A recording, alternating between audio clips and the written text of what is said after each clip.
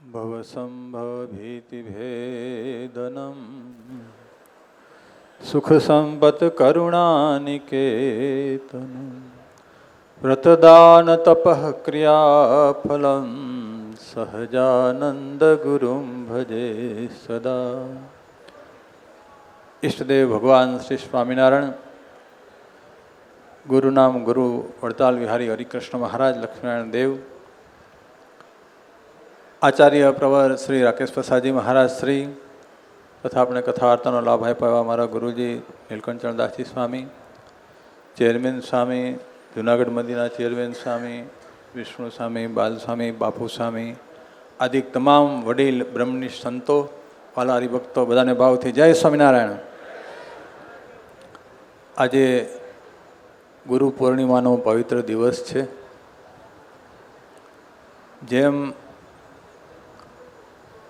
બાળક છે એ એના માતા પિતાના ઋણમાંથી ક્યારેય ગ્રસ્ત મુક્ત નથી થઈ શકતા, એવી રીતે શિષ્ય છે એ પણ પોતાના ગુરુના ઋણમાંથી ક્યારેય ગમે એટલું એની માટે કરે તો ક્યારેય એ મુક્ત થઈ શકતા નથી.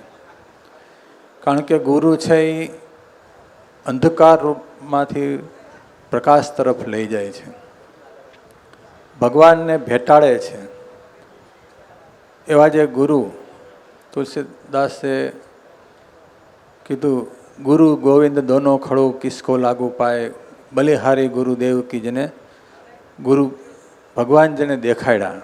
એટલે જેણે આપણે ભગવાન ભેટાડ્યા એના જેવું બીજું કોઈ આપણા માટે ઉત્તમ ન હોઈ શકે. પણ આપણા સંપ્રદાયની પ્રણાલિકા પ્રમાણે ગુરુ પૂનમ પૂજ્યપાદ મહારાજ શ્રી સવારમાં હરિકૃષ્ણ મહારાજનું પૂજન કરે, પછી વડતાલના સભા મંડપમાં પરંપરાને અનુસાર અને પૂજ્યપાદ મહારાજશ્રીનું વડતાલ બોર્ડ પૂજન કરે. વડીલ સંતો હરિભક્તો બધા પૂજન કરે. પૂજન તો બરાબર છે, દેહ કરીને કરીએ, પણ મન વચને કર્મે કરીને જ્યારે આપણે એની આજ્ઞામાં રહીએ, એ કેમ કરીએ, એ સાચું પૂજન છે. તો ગુરુ પૂર્ણિમાનો પવિત્ર દિવસ છે. અમારે ચેરમેન સ્વામી પણ વાત કરી કે મહારાજશ્રી બહુ દાખલો કરે છે.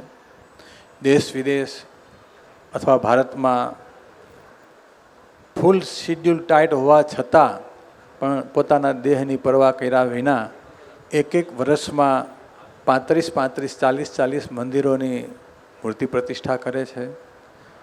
પાટોત્સવો, મહામહોત્સવો ગામડે ગામડે હરિભક્તોને પ્રેરણા આપી અને શાકોત્સવ આદિ ઉત્સવ કરીને ખૂબ મહારાજશ્રી બધા હરિભક્તોને સંતોને સુખ્યા કરે છે.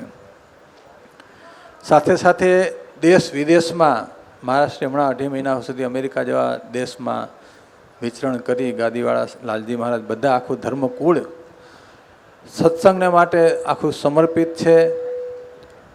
એવી રીતે વડતાલ બોર્ડ પણ દેશ વિદેશમાં ડાયરેક્ટ વડતાલના મંદિર કરવા જઈ રહ્યા છે. હમણાં સ્વામીએ ઓસ્ટ્રેલિયાની વાત કરી, 10 વર્ષથી આપણે ઓસ્ટ્રેલિયાનો પ્રવાસ કરે છે.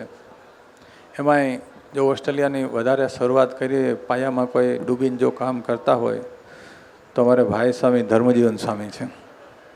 ઓસ્ટ્રેલિયામાં 10 વર્ષથી સ્વામી સાથે રહી અને નાના સેન્ટરોમાં સરસ મજાના મંદિર અત્યારે મેલબોર્ન હોય, સિડની હોય, પર્થ હોય, બ્રિસ્બેન હોય ને હાલમાં એડિલેડ તો અમે મહારાજશ્રી 3 વખત જ ગયા છે. પણ બીજી વખત ગયા ત્યારે જગ્યા જોઈ ને આપણું મંડળ હતું તો હમણાં શોર્ટ ટાઈમમાં જગ્યા રાખી અને ઓનલી ફોર 6 જ મહિનામાં એ મંદિરની મૂર્તિ પ્રતિષ્ઠા કરવા મહારાજશ્રી પાછા ફેબ્રુઆરીમાં જવાના છે.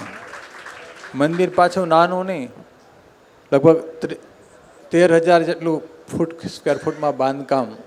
એમાં મંદિરનો હોલ, એક્ટિવિટી માટેનો હોલ, કિચન, સંતોને રહેવાય એવું દરેક પ્રકારની સુવિધા સાથે ગાડીઓ 100 ગાડીઓ ધારે પાર્કિંગ એવું ત્યાર આપને મળી ગયું ને એકદમ શોર્ટ ટાઈમમાં સરસ મજાનું મંદિર ને વડતાલનો સત્સંગ. ઓસ્ટ્રેલિયા ખાતે, અમેરિકામાં તો છે જ વર્ષો થયા, લંડન છે, આફ્રિકા બધે જ છે, પણ વધારેમાં વધારે અત્યારે ગ્રોથ હોય તો હું જાણું તો મારા નજર પ્રમાણે અત્યારે ઓસ્ટ્રેલિયા છે. કારણ કે ત્યાં યંગ જનરેશન બહુ આપણા બધા છોકરાઓ ત્યાં ભણવા માટે ગયા છે ને અત્યારે જઈ રહ્યા છે, તો એને માટે ખાસ જરૂર છે. તો એ ટાઈમે વડતાલ ત્યાં સંસ્થા જઈ અને ડાયરેક્ટ વડતાલના મંદિરો કરે છે, એ વડતાલનું ગૌરવ છે. અને ભવિષ્ય માટે ત્યાં વડતાલનું બહુ સરસ મજાનું સિડનીમાં એનું ખાતમુહૂર્ત પણ ફેબ્રુઆરીમાં થશે.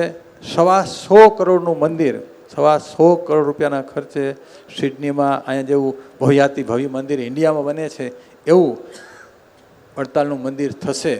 આ બધી મહારાજશ્રીની મહેનત, આ બધા સંતોની મહેનત, બોર્ડ અને બધા સંતોની એકતાને કારણે આટલા બધા સરસ સંસ્થાના કામ થઈ રહ્યા છે. એ વિશેષ જેમ લક્ષ્મીનારાયણ દેવનો શતાબ્દી મહોત્સવ આપણે બધા ભેગા થઈને ખૂબ ધામધૂમથી જોયો, એવી જ રીતે હમણાં ડિસેમ્બરમાં મદન મોહનજી મહારાજનો પણ અતિ ભવ્ય અને અતિ દિવ્ય ઉત્સવ પણ આપણે બધા સાથે રહીને ઉજવવાનો છે. આજે એની શુભ શરૂઆત થાય છે. એના માટે મહારાજ શ્રી પણ દેશ વિદેશે બધે રૂબરૂ જઈ અને આમંત્રણ આપે છે. ને આજે એ રથ દ્વારા પૂરા ગુજરાતની પણ દરેક સિટીમાં મદન મોહનજી મહારાજ જાતે બધાને આમંત્રણ આપવા માટે પધારશે. તો એ બધા પણ ઉત્સવમાં આવશે. આપણે પણ મદન મોહનજી મહારાજ શતાબ્દી મહોત્સવમાં તન મન ધનથી સહયોગ કરીએ. બસ આજે ગુરુ પૂર્ણિમાના પાવન દિવસે આજના ગુરુ પૂર્ણિમા યજમાન છે. બધાનું હરિકૃષ્ણ મહારાજ લક્ષ્મીનારાયણ દેવ સર્વ પ્રકારે મંગલ કરે એ ભગવાનના ચરણો પ્રાર્થના. બધાને ભાવથી જય સોમનાથ.